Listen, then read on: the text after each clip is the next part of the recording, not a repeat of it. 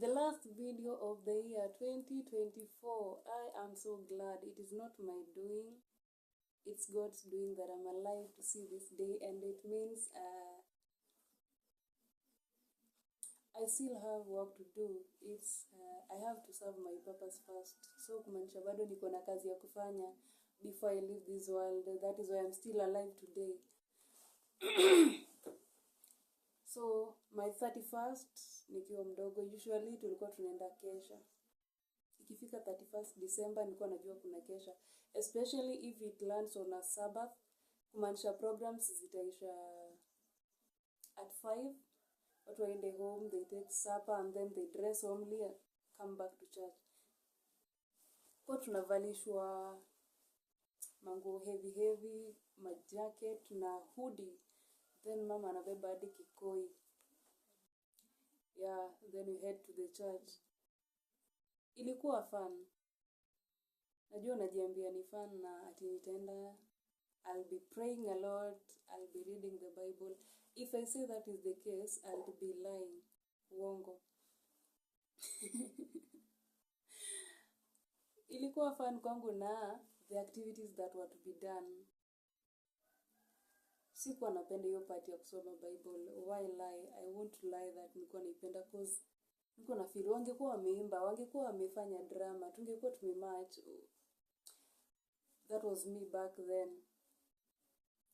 So tulikuwa tunaenda, we go home, tumetake supper, tumerudi. Kesho tukikuja, we expect you to be alert. You left your bed home. You mom, you dad, you little child. Umeacha kitanda nyumbani ukajua unaenda kesha. But who are these people? It used to be fun in that mtu anakuja kesha hata haijafika 10. Ashaanza kusinzia. So there are some things that used to keep people awake, like the dramas and songs.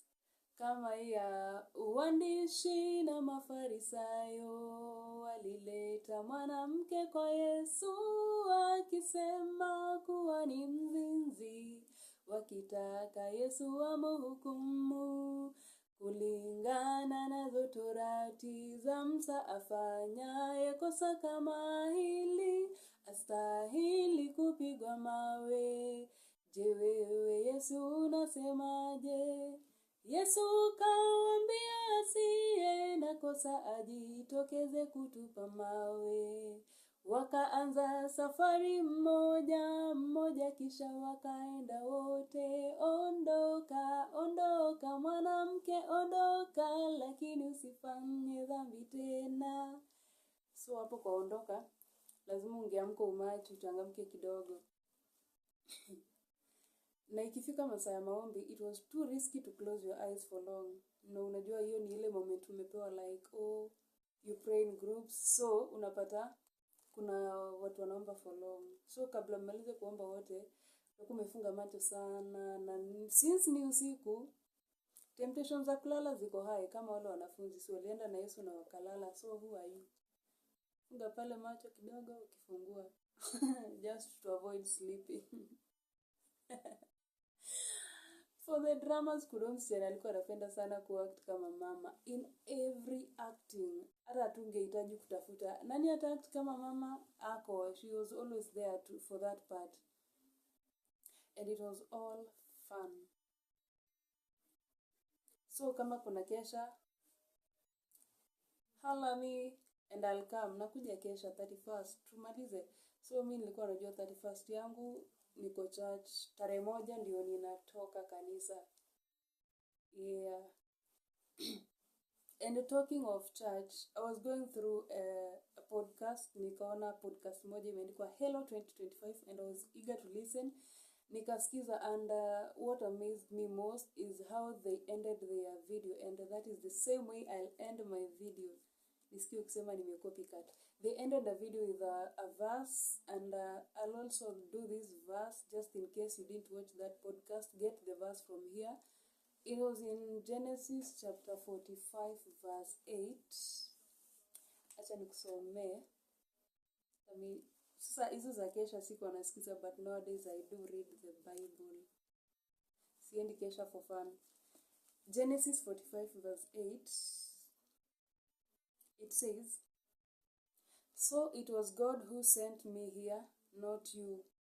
And he is the one who made me an advisor to Pharaoh, the manager of his entire palace and the governor of all Egypt.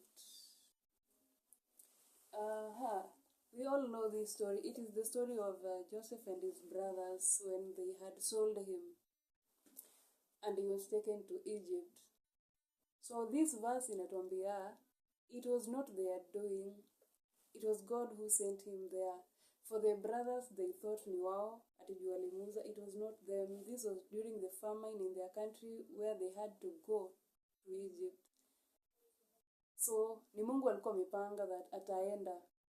All this was all planned by God and not the brothers. So anything that happens to you, trust me, it is all God's doing, not those people who did it to you. Ilikuwa ni mipango ya God that you're supposed to be where you are today.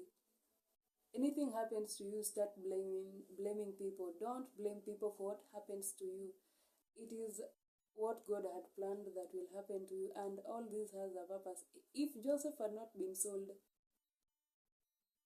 I can imagine how the family would have suffered, getting there and getting the food and also being sent back to come with their father. Ingekuwa ni tricky sana.